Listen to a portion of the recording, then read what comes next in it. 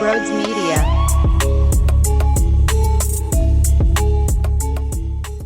Hey! I woke up with a fat smile on my face for once in my life thinking about the Phils. That's very strong, okay? Very strong.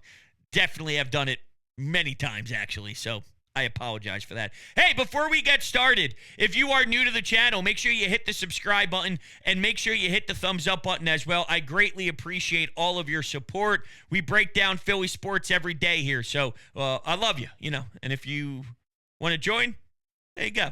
Also, you can take me on the road with you by searching Sports Talk with Brodes on Apple Podcasts, Spotify, all your podcasting platforms. We're almost at a milestone of 200 ratings over on Apple Podcasts, so all of that also would really help out tremendously with the algorithms. You guys are the greatest in the world. Lastly, if you're interested in 2 Coffee with Brodes live streams a week, all you have to do is join the memberships here, and you also get access to our Discord channel. All the information is down below in the description if you're interested. Thank you guys all so much, and enjoy the show. You can't be serious, Kyle. You can't be fucking serious, Kyle. Where do you want the homer? You want it left? You want it in left? You want an oppo? I could start the game off with one if you choose. You want one to right? I mean, I can put it anywhere I want. We are not going to lose this game. That's how Schwarbs took the diamond. We will not fall another series. I guarantee you that. In a night where Bryce Harper goes 0 for 5, grounds out into a double play, pops up a couple of times, we needed someone to deliver massively, especially after that first inning went down. I mean, poor Tyler Phillips. Now, to be fair, I thought one of the piss poor plays defensively was him throwing it to second base for a double play and pull Trey Turner to the right a little bit, which then really didn't allow for him to turn to the way that he would need to. But Brandon Marsh sucked. Austin Hayes sucked. Trey Turner sucked. And you're giving the Dodgers free runs. Come on. That Freddie Freeman bleeder, sure, it's a difficult play, but it's one that needs to be made. Don't even get me started on the 2 outfielders. I probably would have thought about putting Freddie Freeman on for free because it was second and third with first base wide open. Maybe I look to attack somebody else. But regardless, Tyler Phillips made a pitch where the Phillies should have executed defensively. No damage done. Instead, you're down 4-1. But they didn't go away. Did they get some luck? They sure did. And you know what, damn it? It feels nice. It feels nice to finally benefit from the incompetence of terrible umpiring throughout Major League Baseball. Because Alec Boehm should have been out 100 out of 100 times. Spare me this whole interference over at third, blocking a bag, this and that, whatever the nonsense is these days. I don't even understand the damn rule. But you were able to pounce. You're able to tie the game 4-4. This was an emotional one. There was attitude about it. And what I loved about this team on that given day, I saw something I haven't seen in a while, and that was bark. When Nick Castellanos gets drilled with the pitch that was so clearly targeting him, he's yapping. He's throwing F-bombs their way as he should. Matt Strom says, "Fuck you!" and doesn't write back. There's that bark I'm looking for. They need that. They need an injection of fire. That's what I've been saying for the last 6 series or so. They're not playing with any piss and vinegar. So I think Nick deserves a lot of praise, not just for his ability to get to second base. Because he's starting to heat up and, wow, is it beautiful? But he's also bringing that sort of energy shift that we're looking for. What do we say about his personality all the time? It's unique. It's different. When it goes well, though, when he's got that personality to match the on-field product, there is a contagious sort of vibe off of it. So what I need to happen is them take this into Arizona. No series split. Do not tell yourself for 1 second that a series split, so a 500 road trip on the West Coast is acceptable. It's not. You have to take 3 out of 4 to at least be 6-4 in the 10 games. At a minimum. So we'll see. We'll see how they go. I'm a little nervous, but this one was massive. Going into LA when things were as ugly as they were, and for the game to start out the way that it did too. What a joke. How? Right? How? You know the importance of the game. And you were that unprepared for the moment? It's disappointing. But you know who else I thought had a huge spark? Johan Rojas. When Austin Hayes left the game with the injury running out of the box, Rojas is in center field. He makes a catch that pretty much barrels him through the wall, hits us with another Mutombo finger wag, and not only that, then he beats out an infield single, then he's using his speed on the base paths. I thought he was a spark plug. And they needed something. So between him and Kyle Schwarber and Nick, they really picked up the slack for the ones that were struggling.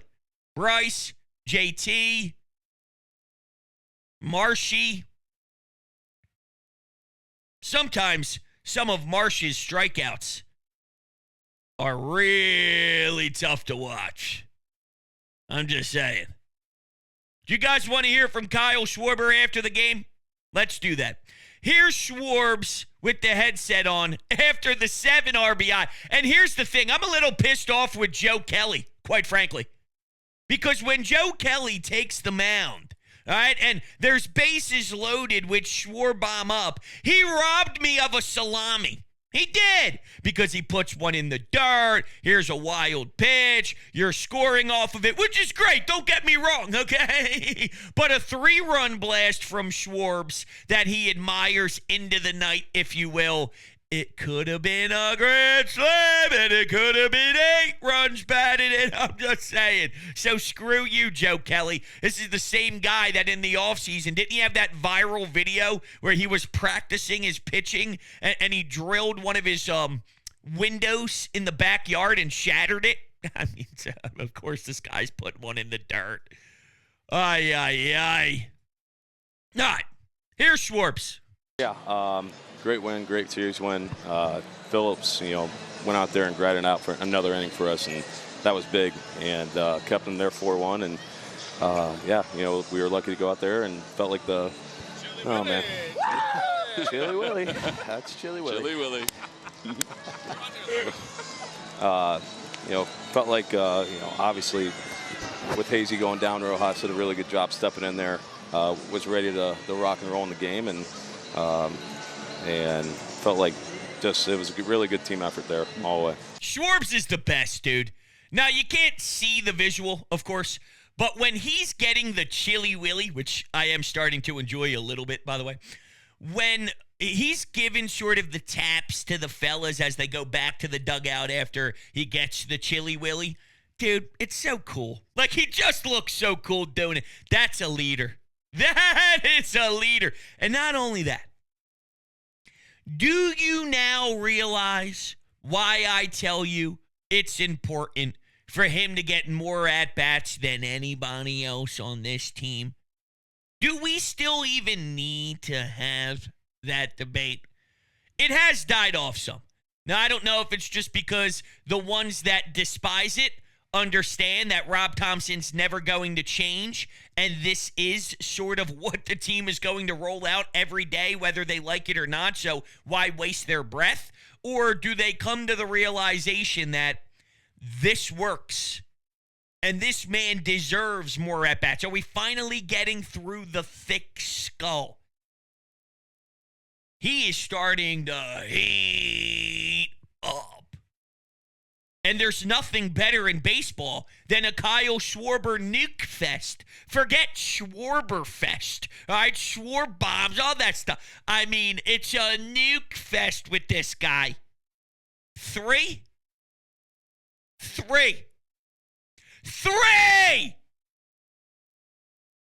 Wherever he wanted it to go. He beat the Dodgers himself.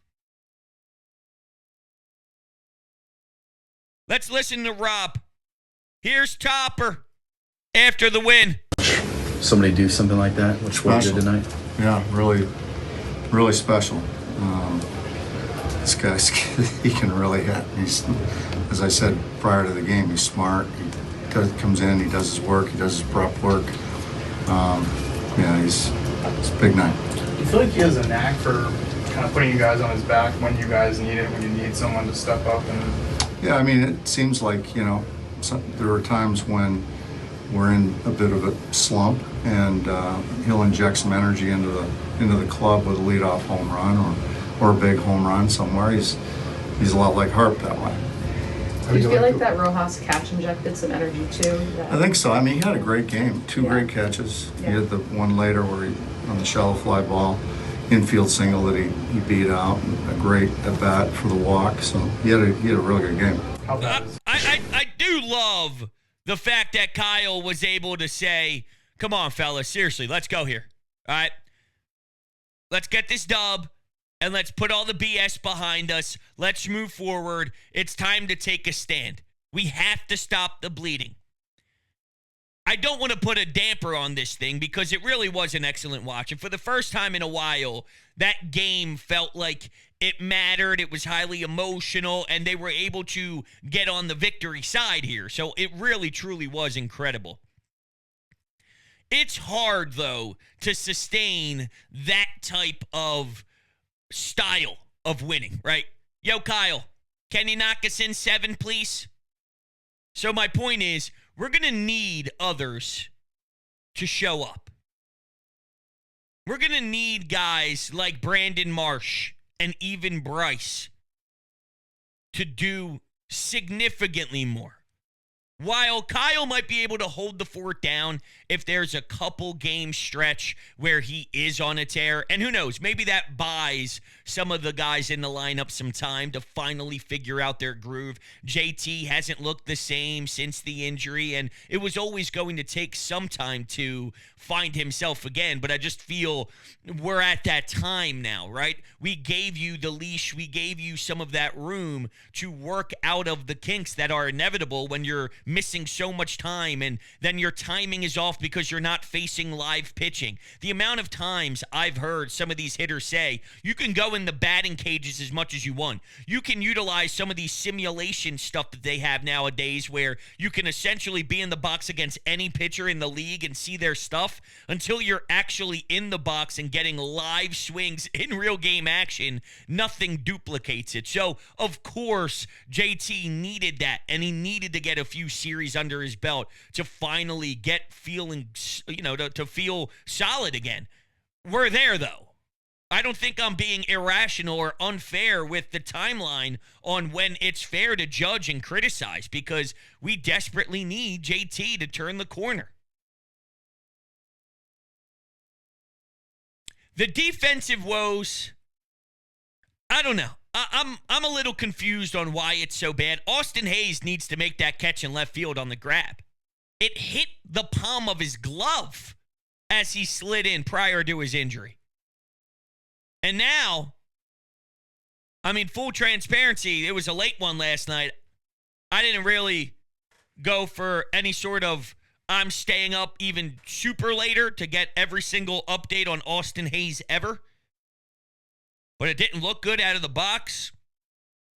We'll check him tomorrow, but he felt it grab, so we're not really sure. That's the update on him. Well, what are we going to run now? Brandon Marsh and Rojas? I don't know. I don't think it's good enough. The reason why we were disappointed at the deadline is because they only brought in an Austin Hayes as an upgrade. Now he goes down, and what? You're running through everything that you had prior to the deadline? Brandon Marsh, 2 strikeouts, a ground out, and a fly out the center. Bryce, 0 for 5. Stott, 0 for 4. JT, down to 246 on the season. Ay, ay, ay. It's getting rough. Credit to the pitching, though. And credit to Tyler Phillips. I don't know if I've really given him enough praise to go 5 innings. I'm just saying, listen. Based off of how the game played out, how the game started, for him to go 5, and remember, right after that Freddie Freeman bloop that scored a couple runs, they were down 4-1.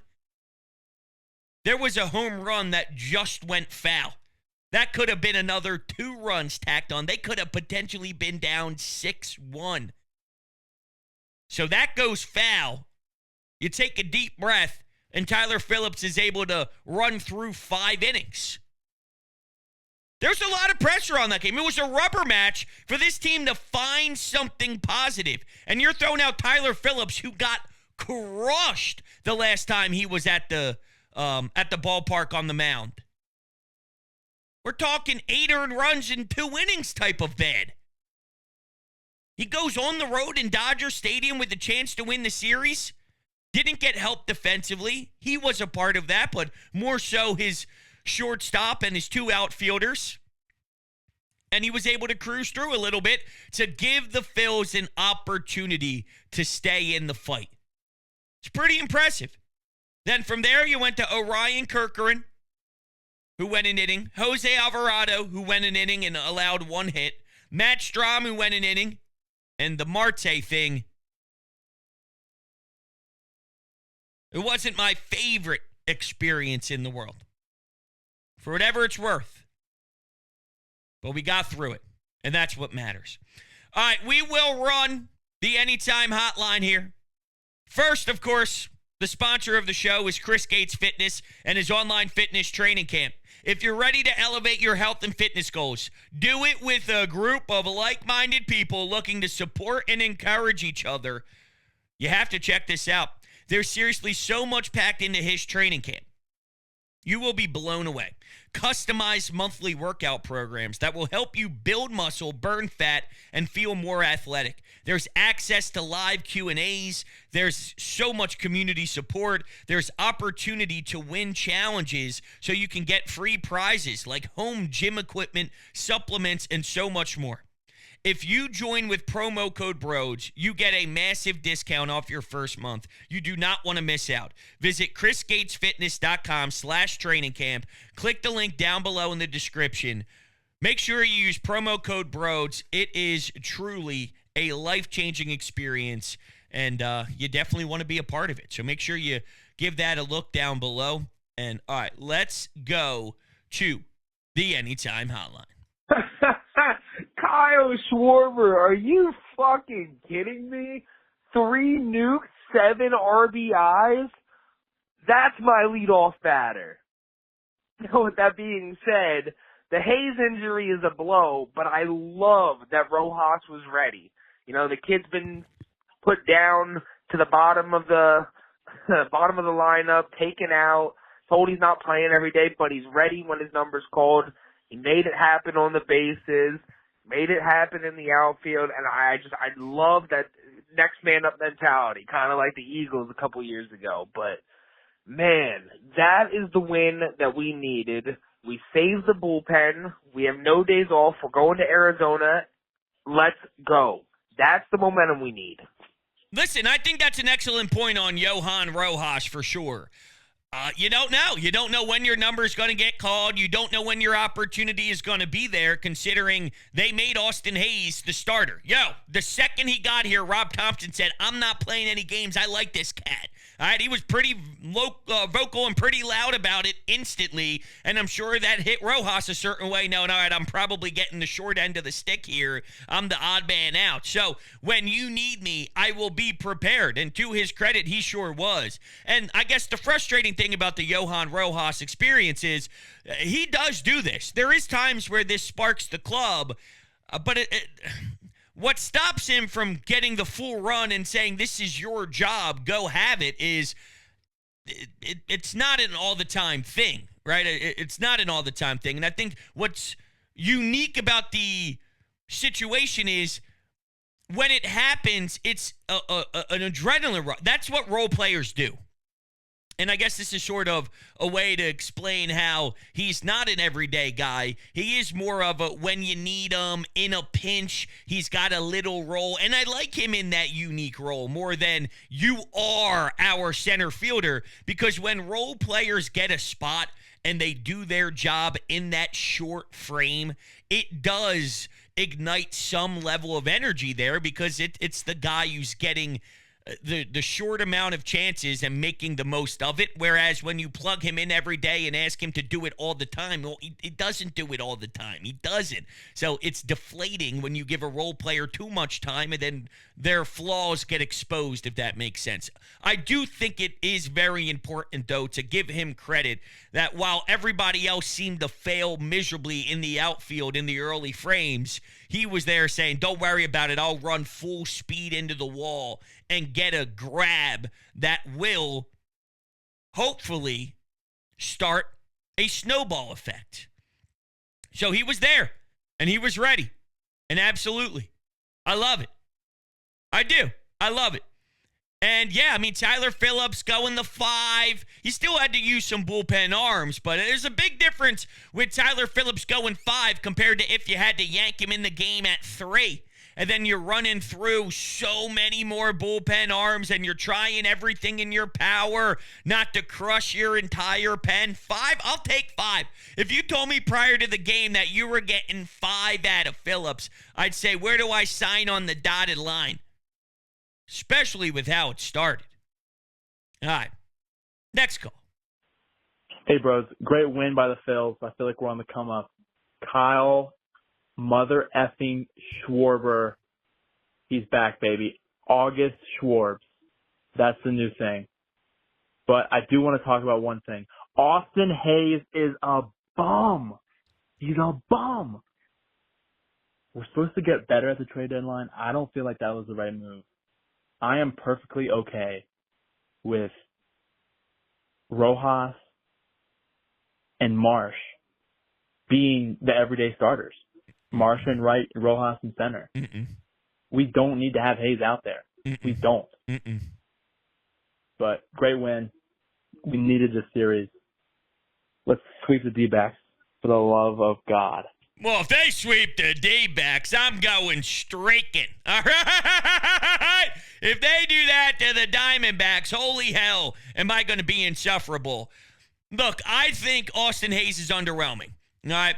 I think that he's fine. I think that he can filter in like a quiet couple of singles in a game. I think that he can have the timely home run here and there. I think maybe he can give you a double. He's a scrappy type of guy. I don't know if it's just because he wears no batting gloves. You could have the same batting average. Like if you batted 284 and you were someone who wore batting gloves and you're someone who doesn't wear batting gloves and you both hit 284, 15 home runs, same amount of RBI, if you're wearing batting gloves, you're better. It's just how it is. So the fact that he doesn't wear batting gloves, it's got that scrappy feel to it and all, no swag whatsoever. It is underwhelming considering I wanted a serious impact bat at the deadline.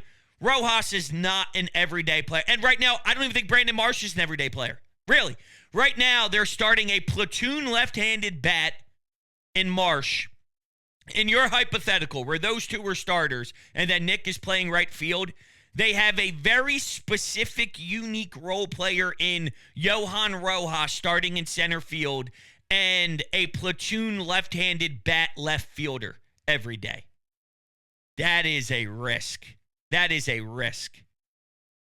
It is. Ideally, if they would have set this thing up right, the right way,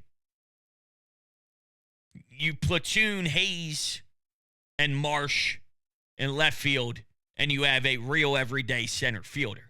And that would have been the best. Whether that was even an opportunity at the deadline or not, I don't know. I agree that it's underwhelming, that Austin Hayes is underwhelming, and it's definitely not as great as what Rob Thompson claimed it to be when he was so forward about every day, as if setting the expectations that he could be a difference maker for us. He's not a difference maker. Can he start? Sure. Not a difference maker. Just a guy. Sometimes Brandon Marsh is so bad, though, when he's striking out nonstop and going 0 for 4, that he's even producing less than just a guy for us right now. It's a shame, because I had expectations that he could be a monster. Remember how he started the season? And there was a time where I projected him to be an everyday center fielder for us potentially. I don't feel that strongly about it anymore. I think there's real legitimate flaws and holes in his game, and I haven't seen enough of a step in the right direction in those holes to make me feel confident about his growth, which is a shame. But don't be fooled. It's not enough. It's not enough. Not one, not two, but 3 home runs to the best leadoff hitter in baseball. 7 RBI. Are you kidding me? I know Ohtani's on the other team. I know he's amazing, but I think the best leadoff in the league, in the leadoff spot, Kyle Schwarber. Well, you don't have to convince me.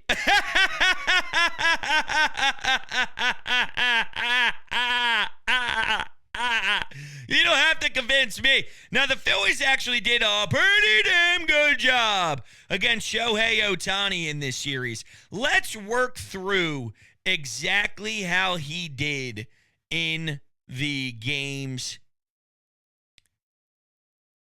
game by game here. All right. So against your Philadelphia Phillies, on August 5th, he had 2 hits, 6 total bases. He had a double. He had a home run. He had 2 RBI. Fair. Pretty solid game. The final 2 games, though.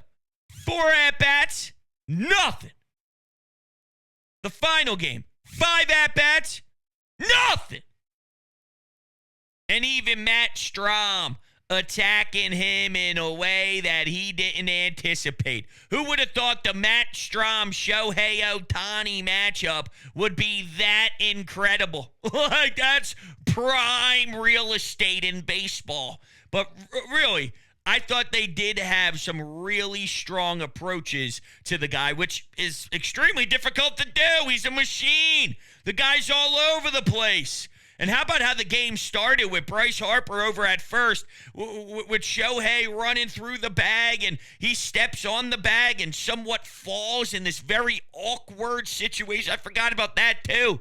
Like, his cleat barely touched the tippy top of the base, and he fell backwards awkwardly. I mean, the broadcast tried to make it seem as if the reason why he twisted and went to the ground was because of how slippery the top of first base could be. I almost saw it, though, as, whoo, you got lucky. He was going down anyway, and his foot kind of somewhat at least scraped over. The bottom of the cleat just hit the tippy top of the bag as he was going down, and his ass was touching the dirt. Unless I saw something differently, I'm not sure. But I'm thinking, really? So add that to the mix of whatever you want to call that start defensively. And it could have been even worse. There was a serious chance for that game to get blown wide open. How about this, AB, if you remember? They didn't end up scoring because it was right before Freddie Freeman came to the plate and got the hit where Trey Turner should have caught it to go up 4-1 at the time. But Teoscar Hernandez was up. Base runners on. Traffic. And Tyler Phillips had some nasty pitches and got him swinging with a filthy pitch on the outside part of the plate. Teoscar Hernandez puts it in play. Freddie Freeman does his thing. That inning could have went way worse. It could have been 7-1. It could have been 6-1. It could have been whatever. You could have been down an 8-run deficit. And there's no way they would have crawled back into a W if you got hit that below the belt early. So they were able to maintain and manage a score that could still give you a chance as long as you scrapped your way. A run here, a run there, 4-1, 4-2, 4-2, 4-3, 4-4, let's tie it up before Schwarber gets to the plate so he can hit another nuke and get us to the promised land, of course. So it's a big one. This was a big one for the boys and could be a potential turnaround game. That's how high the emotions were, and they answered the bell. For once in a long-ass time, they answered the bell. So the real question is, what does this mean once they get to Arizona? It's a fantastic question, and we'll find out pretty soon here. But they got to follow this up with a series win. Going 500 on the road, not good. Cannot split the 4-game set. 5-5, 10-game roadie, not good. I need more. They've been playing 500 ball forever now. So if they just continue that by playing 500 ball, I need you to elevate. I need you to play better than 500 baseball. That's not a crazy ask. I'm not saying I need you to play 750 winning percentage ball and do something that's irrational. 6-4. If you're telling me that 6-4 in 10 games is too much of an ask for your baseball team, then you don't have the right expectations for this club. All right, everybody. Appreciate your love and support. I'll catch you on the next one.